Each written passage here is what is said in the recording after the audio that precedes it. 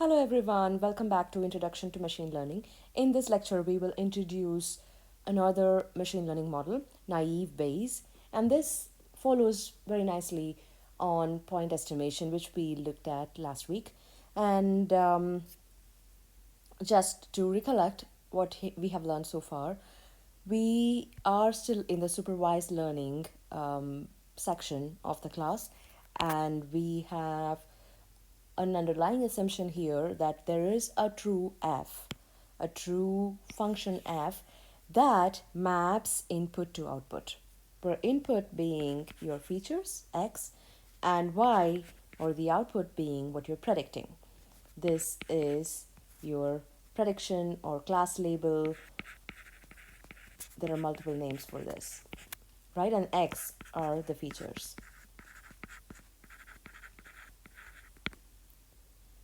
And our job in supervised learning is to find a good approximation to the true function f. So that is what we are going to find.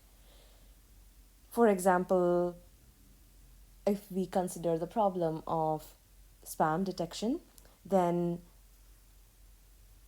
a particular email is either mapped to spam or ham. So spam or ham are the categories or are the class labels that we want to predict. And what could be features here? The email is a feature, right? The features are drawn from the email. Suppose what time of day it was sent, body of the email, subject, body, sender, time of day, etc. are our features. Suppose our problem is digit recognition, then we have pixels. So these pixels are our features or x. So I'm just going to just say this is x and this is y. So this is x, pixels are x, and which digit that corresponds to are y. So this is what you're going to predict. Stock prediction. Historic prices to real numbers. You want to predict the value. So the future value. Future value is y. And past values or other data that you have that you can use to predict this future value go into x, right? Now all these fall into classification except for stock prediction, of course, because you are predicting a real valued number. But all these other ones can be mapped, both these ones can be mapped into classification, where you are predicting whether or not your particular data instance is in a specific class. So that's why it's called classification. So an overview on Bayesian categorization or classification. Suppose we have the categories or classes that you want to predict to be C1 through Cn. So these are the different categories. So for example, if you have spam or ham, then C1 is equal to spam, C2 equal to ham. You have two categories and they are mapped to the ones that you want. And if you have digits, then you have C1 through C10 for the 9 digits. For 0, 1, so on till 9. Right? And the features that you are using, X, so that could be given by E, description of the instance. The instance and the features that you draw from it is given by E, and then you can use Bayes rule to predict the category. So that is what we will do in Naïve Bayes. So the name itself tells you that Bayes rule is somehow involved, so you have to recollect that here. And we have, for each category, we are going to calculate this quantity. So P of Ci given E. So E is observed, whatever observed data features that you have on the particular instance, and Ci is what you want to predict. And for each I, you're going to calculate this. P of Ci given E is equal to, by Bayes rule, P of Ci, P of E given Ci divided by P of E. And since P of E is the same for all classes Ci, we can ignore it because this quantity is the same. It's not going to affect the value of P of Ci given E because it's the same for all Ci. It's not dependent on Ci, right? So it's P of E, so it's not dependent on Ci. So that's why it can be ignored. And now we have P of Ci given E to be proportional to P of Ci, P of E given Ci. Now we calculate this for each class. If we have spam and ham, we calculate it for spam. We also calculate it for ham. If we have the digits 0 to 9, we calculate this for each possible class value, 0, 1 through 9.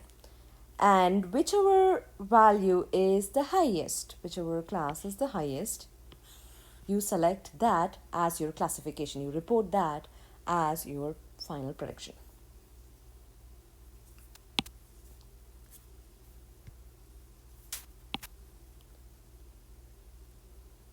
Text classification, it could be used in Naïve Bayes, has been used mostly for text classification. And we will take that example here, so that's why we're introducing that here. Text classification is used to classify emails, classify news articles, web pages, research articles, and for all this, there is one very common feature that is used for X, because all of these are written in language. It has a bunch of words. So for X, we could use, for example, the first thing that we would consider is use word sequence. For each ith word in the article, we have Xi corresponding to the feature of the feature Xi corresponds to the ith word in the article. So for example, this is an email and all these words in the respective sequence could be a feature. Now, what is the problem with that? If X is a sequence of words in the document, then we have so many different possible sequences that are possible with 1,000 words. Let's say an article has 1,000 words, then X equal to X1 through X1,000. And Xi represents the ith word in the document, and the domain of Xi is the entire vocabulary. So let's say a vocabulary has 10,000 words, right? So for each of these positions, you select from the vocabulary, right? So there are 10,000 different ways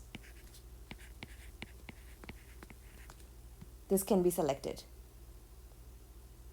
And the second one, again, there are 10,000 different ways this can be selected. So for each of these, there are 10,000 possibilities. So that for 1,000 words, if you do that, then you get 10,000 times 10,000, so on, 1,000 times, right? So that is nothing but 10,000 raised to 1,000, right? Because for each of these words, there are 10,000 possible words that could fill this particular word, right? So the number of different ways in which you can fill 1,000 words happens to be 10,000 raised to 1,000, because you at least have an article at least has 1,000 words. So that is way greater than number of atoms in the universe. So we definitely have a problem here with our choice of features. So let's look at another way to do this. So the second way to do this, we consider bag of words model. Bag of words is a very popular term in NLP. It's used, it's pretty much like a standard way to refer to all the words in a document without considering the sequence in which they occur. Position in the document doesn't matter, like we just discussed. That's why it's called a bag of words and not a sequence of words anymore. So all positions have the same distribution. So we have P of xi equal to this small I, or xk equal to this is the same. So where k and I refer to the positions. So all positions have the same distribution. So we ignore the order of the words and we only have all the words that are present. But you may ask me, it's all about grammar, right? English, and you have grammar, you have a way to construct the sentences. If we ignore that completely and only use what words are used, will that be effective? It often works very well. Just the words themselves reveal a lot about the content of the article, and you don't necessarily need the sequence. So X is a set of all possible words. And then you can say that value of a variable equal to frequency or number of times it occurs in the document. So we'll look at it later. So just first we understand the bag of words model. So when we go to an example, we can understand how we are calculating the frequency. So let's look at an example. So here we have this document and we already have a dictionary, and so in the dictionary we are going to mark how many times the words in the dictionary are occurring in the document. So let's say if we have about and we have two instances of that, so we are going to use about comma 2 to denote that about occurred for 2 times in this article. So bag of words approach, you first understand which words are occurring, and then you count how many times these words are occurring in the document, and together they form the bag of words for this particular article. For example, here gas occurs only once, and all these other words are not occurring at all in this article. So you can denote this article by all the words and their respective frequency, and that would be a bag of words equivalent for this article.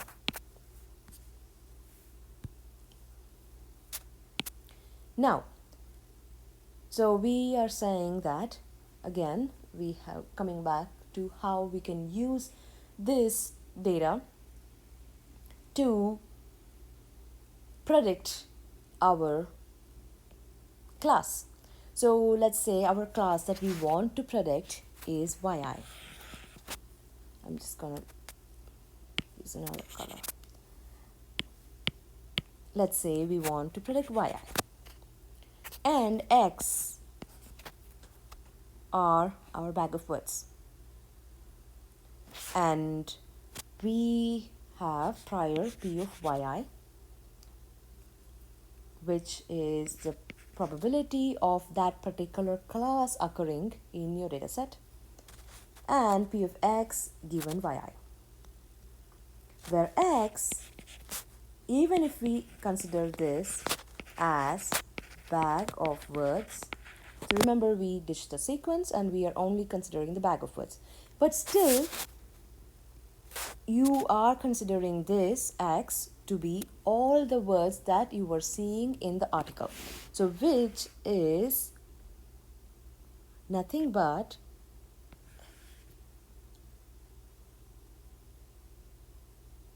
all these words occurring together. So we are saying about is occurring 2 times and gas is occurring 1 time in this article. So we have all these words and their number of times it's occurring. So all those, the conjunction of all those is the article. So now, even with this assumption that we don't want to consider the sequence but only the bag of words, we have to estimate this. What is the probability of all these words in their specific numbers occurring in this document? So even this would give all, so for each of these words, still you have multiple choices to pick from. So you have to estimate what is the probability of all these words together occurring in the article. And that is still too many instances to estimate. So think about it. It is exponential in n, right? So if you have similar, last time we had 1,000 words and we said it is 10,000 power 1,000. But here we don't have the sequence. So each, if you have about homework, let's say this is about homework, is one document, and about homework is about, let's say,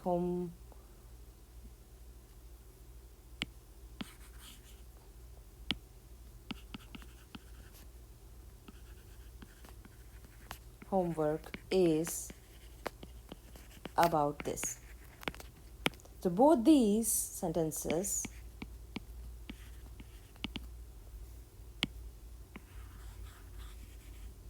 have the same set of words, right? Have the same set of words.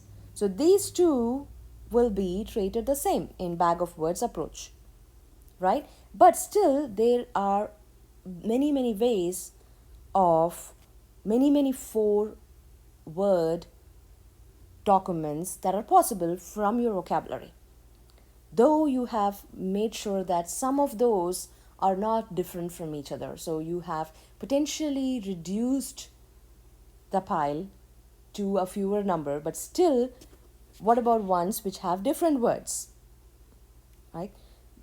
Let's say this homework is hard. Now we have 3 words that are occurring across S1, S2 and S3, but there is another word hard here. So this is technically another example, right? So there are too many different ways in which a 4-word document can be constructed from our big vocabulary. And normal 10,000 is a lower estimate for a vocabulary. There are way more words in any vocabulary. So even if we consider a lower number for that, this still would mean so many instances.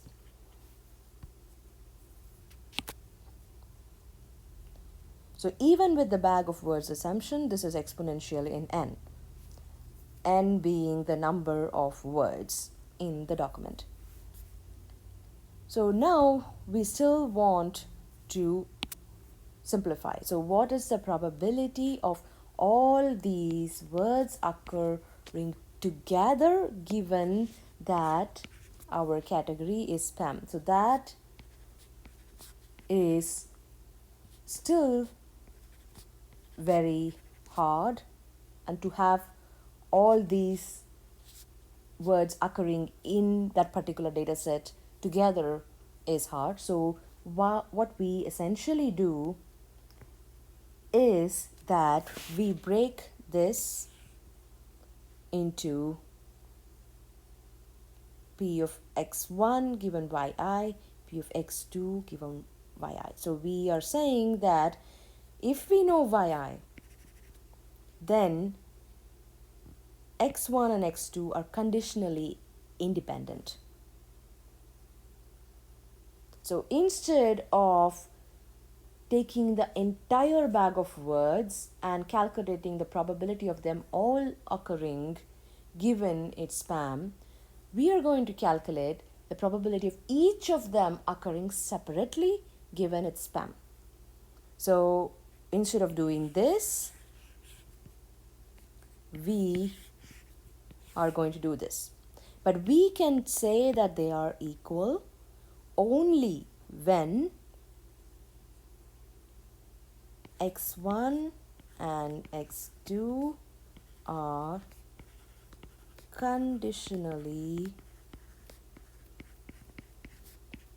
independent given y.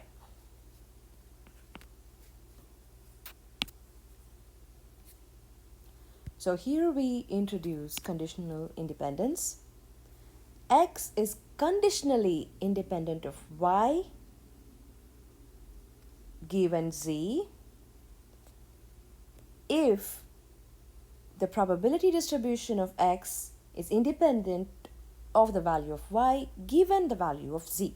So this is the definition of conditional independence. So based on this, we can write, because we consider x, y, and z as variables here, not to be confused with x features and y variable to predict. So this is just to give an example on three variables x, y, and z, and how to define conditional independence. So here, based on these, we can write that p of x and y given z is equal to p of x given z times p of y given z. Because given z, x and y are conditionally independent. Oftentimes, students confuse this with independence. X and y are not independent of each other. X and y are conditionally independent of each other. So this term here, conditional independence, is important because they are only independent when z is given. So we'll see more of that in a bit, but remember, so whenever I ask you what is that one trick we use in Naïve Bayes to make it scalable, to make the problem viable for a big text data set, then you tell me that we use the concept of conditional independence, not independence. We use the independence assumption would be wrong. We use the conditional independence assumption. So let's say we have other ways to define conditional independence. So for example, we have this. So this is what I was referring to earlier, p of x comma y given z, p of x given z times p of y given z, because we know x and y are conditionally independent given z.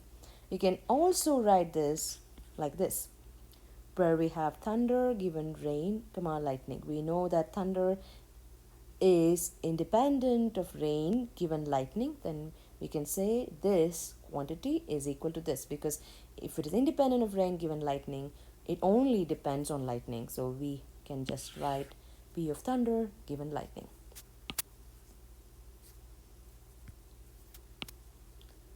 So the naive Bayes assumption is that the features are independent given class.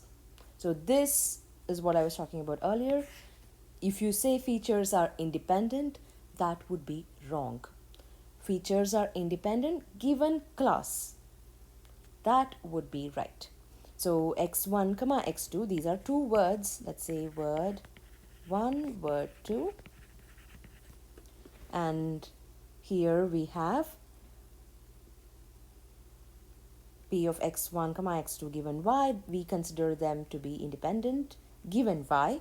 So we can say they're equal under the assumption they are equal to p of x1 given y, p of x2 given y. More generally, just for understanding and applying it to our problem in hand, we have, let's say, n features,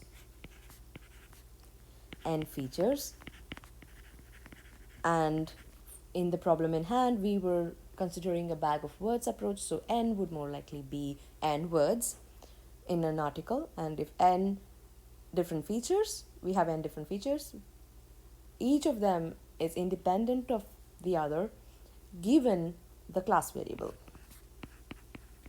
So class variable could be, if it is an email, spam or ham problem, class variable is spam or ham. And because they are conditionally independent, we can write this as product of I over I, p of xi given y. Now we have n binary features, which means for each word you can calculate p of word given y, where y is equal to, let's say, spam, and then p of word given y equal to ham. All right, let's look at the example in more details to understand this. So we have a prior in Naïve base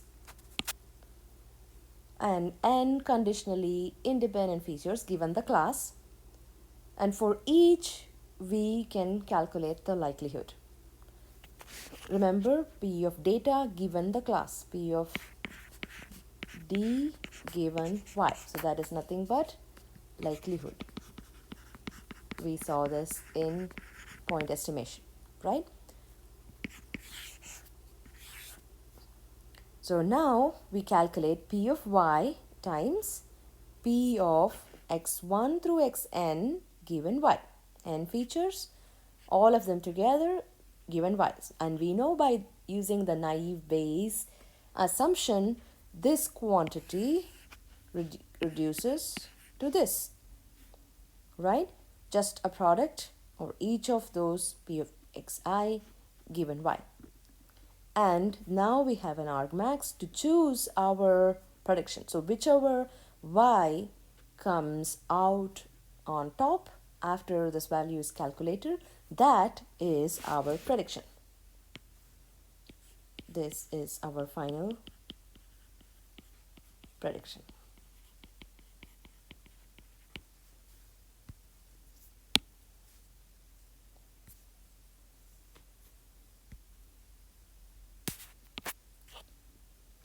All right, so how do we use Naïve Bayes in practice? So in practice, we use it by calculating the prior values and likelihood values using the frequency count. So we have a data set, and we, for each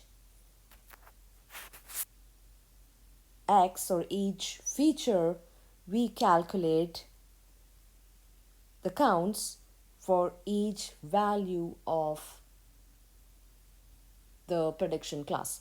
So let's say y equal to y, let's say y, this small y is going to be from different things that you want to predict, spam, ham.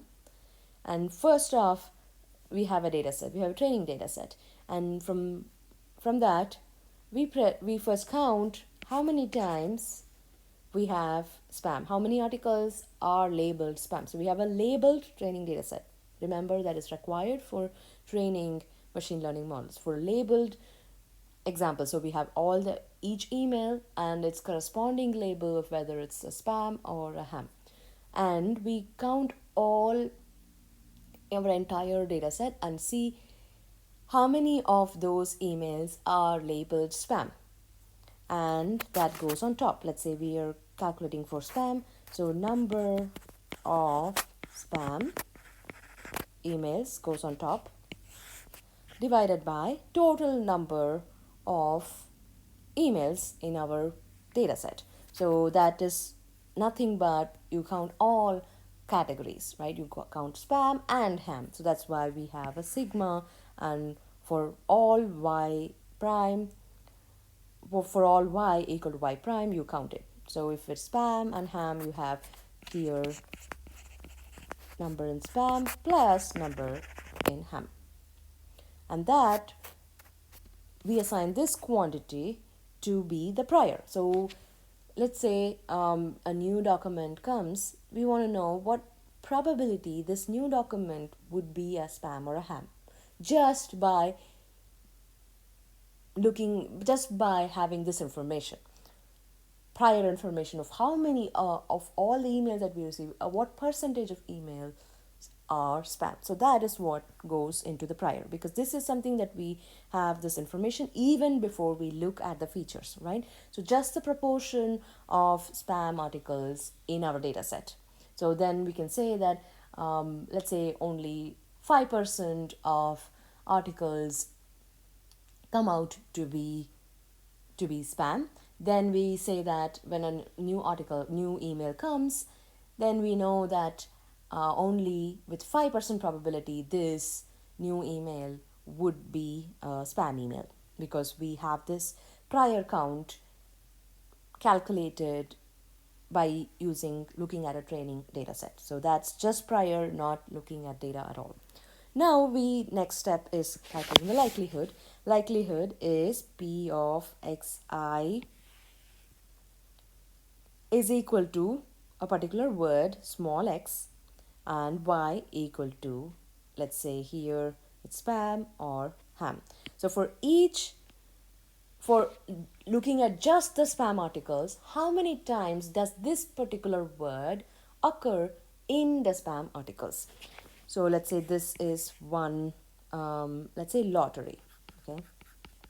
Oftentimes it's used in a spam article, right? And then this, let's say this value is spam.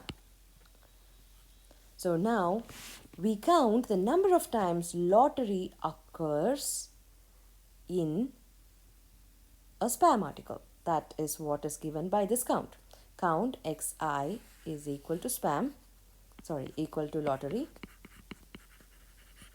and y equal to spam, right? And then you count all x prime, all possible words.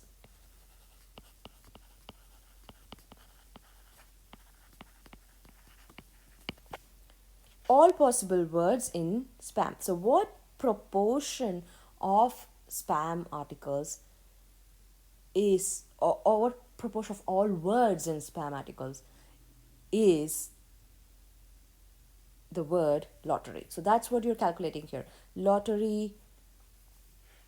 So count the number of times lottery occurs by count the number of times all the words. This is a total count of all words across all spam emails or spam articles, right? So this is that count, the denominator.